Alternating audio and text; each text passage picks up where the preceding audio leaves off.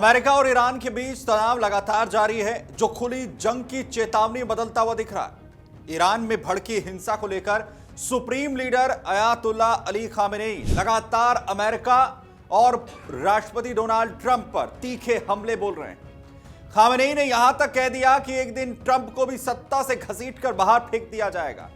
जवाब में ट्रंप भी खामेनेई को सत्ता से बेदखल करने और अंजाम भुगतने की धमकी दे चुके हैं। और ऐसे में सबसे बड़ा सवाल ये कि क्या वाकई अमेरिका खामेनेई तक पहुंच सकता है? क्या खामेनेई को मारना या गिरफ्तार करना अमेरिका के लिए उतना ही आसान है जितना अमेरिका ने वेनेजुएला के राष्ट्रपति मादुरो के साथ करने की कोशिश की थी? लेकिन सच्चाई यह है कि खामेनेई कोई अकेले नेता नहीं है। उनके पीछे खड़ी है एक ऐसी खूंखार ताकत जिसका नाम सुनते ही ईरान के भीतर लोगों की रूह कांप जाती है। और यही है खामेनेई की असली ढाल, बासिस फोर्स। दरअसल ईरान को बेहद ताकतवर देश माना जाता है, और अगर अमेरिका यह सोचता है कि उसे आसानी से घुटनों पर लाया जा सकता है तो यह इतना आसान नहीं है। ईरान की सबसे बड़ी आंतरिक ताकत उसका अर्धसैनिक संगठन बासिस फोर्स है।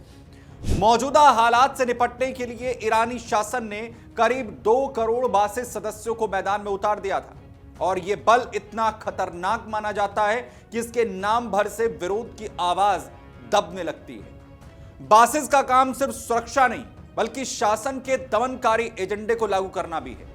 जब भी सरकार के खिलाफ आवाज उठती है, बासिस के लड़ाके सादे कपड़ों में भीड़ के बीच में घुस जाते हैं। वो प्रदर्शनकारी के जो नेता होते हैं उनकी पहचान करते हैं और फिर बेरहमी से कार्रवाई करते हैं। इनकी निष्ठा देश नहीं बल्कि सीधे सुप्रीम लीडर से जुड़ी होती है, और यही वजह है कि ये अपनी जनता पर गोली चलाने से भी हिचकते नहीं।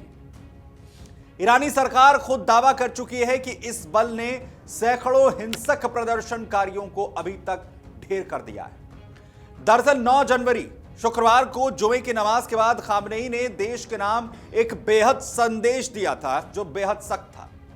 उन्होंने साफ शब्दों में यह कहा था कि ईरान में हो रहे विरोध प्रदर्शन जनता की नाराजगी नहीं बल्कि अमेरिका की साजिश है।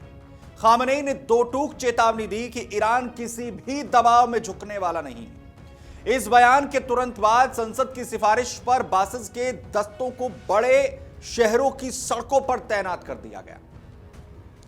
बासिस शब्द का मतलब क्या है? दरअसल बासिस शब्द फारसी भाषा से लिया गया है, जिसका मतलब होता है जन लामबंदी। इसकी नींव 1979 की इस्लामिक क्रांति के बाद रखी गई थी। उस वक्त अयातुल्ला खुमैनी का यह मानना था कि यह संगठन ईरान को अमेरिका जैसी विदेशी ताकतों से बचाने की दीवार बनेगा। इस बल में ज्यादातर ग्रामीण इलाकों और कट्टर धार्मिक पृष्ठभूमि से जुड़े हुए लोग शामिल होते हैं।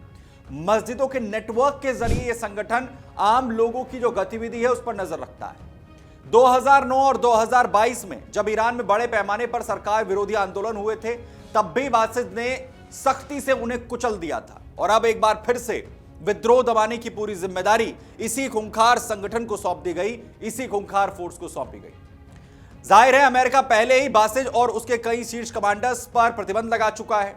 इसे एक क्रूर अर्धसैनिक संगठन अमेरिका मानता है, और इसी बीच ईरान में खामेनेई विरोधी आंदोलनों से जुड़े लोगों को फांसी देने की तैयारी भी तेज हो चुकी है। 26 साल के इरफान सुल्तानी को सिर्फ प्रदर्शन में शामिल होने के आरोप में मौत की सजा दी जा सकती है। वहीं मानवाधिकार संगठन है वो ये तक कह रहे हैं कि यहां पर उसे कानूनी अधिकारों से भी पूरी तरीके से वंचित कर दिया गया।